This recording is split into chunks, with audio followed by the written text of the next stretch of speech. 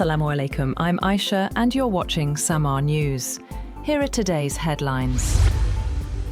A tanker has reported being struck by a projectile in the Strait of Hormuz after the United States and Iran each launched strikes in the worst escalation since they signed their interim peace deal. Britain's Maritime Security Agency said the tanker that was hit on Saturday had sustained damage to its bridge, with all crew reported safe. The Joint Maritime Information Centre, run by a coalition of navies protecting shipping, said it had raised its security threat level as a result of recent incidents. Iran has not directly commented on reports of specific attacks on ships, but Iranian state television reported that the Revolutionary Guards had fired warning shots towards unspecified ships attempting to pass through channels not approved by Iran.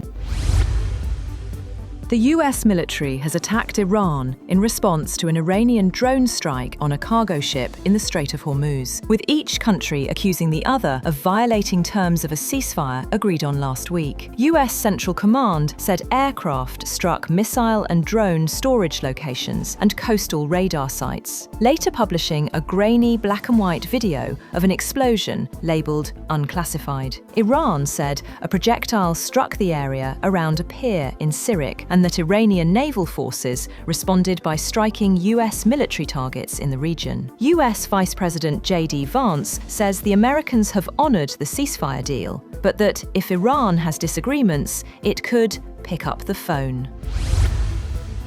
US President Donald Trump has blamed Iran for an attack on a commercial vessel near Oman, calling it a violation of the recently agreed ceasefire. The comments came after Tehran reiterated its position that it controls navigation arrangements in the Strait of Hormuz and warned Gulf countries against siding with Washington. The incident has raised fresh concerns over the stability of the preliminary US-Iran agreement and security in one of the world's busiest shipping routes. US President Donald Trump has threatened to impose a 100% tariff on imports from any country that introduces a digital services tax targeting American companies. In a post on Truth Social, Trump said the proposed tariff would override existing trade agreements and would take effect immediately if such taxes are implemented. The warning comes as several European countries consider digital taxes on major US technology firms, adding fresh tension to transatlantic trade relations.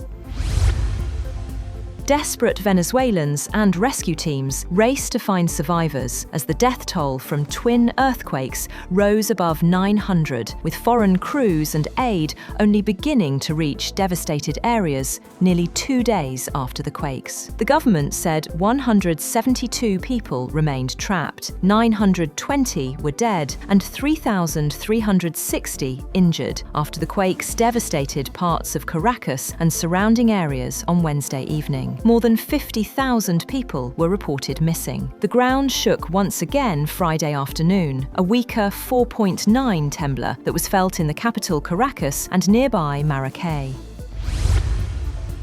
The Indian government has formally acknowledged fatalities linked to the so-called Operation Sindoor. The names of 5 personnel of the Indian Army and 1 member of the Indian Air Force have been published on the National War Memorial website. The details have been listed in the Roll of Honour section, where the names of the deceased personnel have been made public.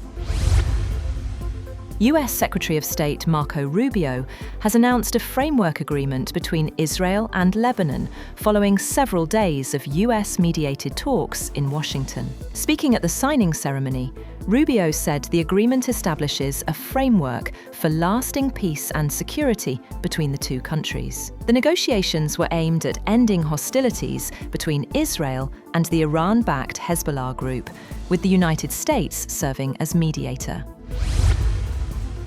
Germans brace for sweltering conditions as a heatwave linked to dozens of deaths in Western Europe is expected to move east after temperatures broke records above 40 degrees Celsius. Britain, France, Switzerland and Germany have all experienced record heat in June, and the weather system could test more records as it rolls across Germany towards Poland. Germany's National Meteorological Service issued extreme heat warnings for nearly all of Germany as authorities urged people to save water. That's all for now. For more updates, visit www.samaa.tv. Thank you for watching SAMAA News.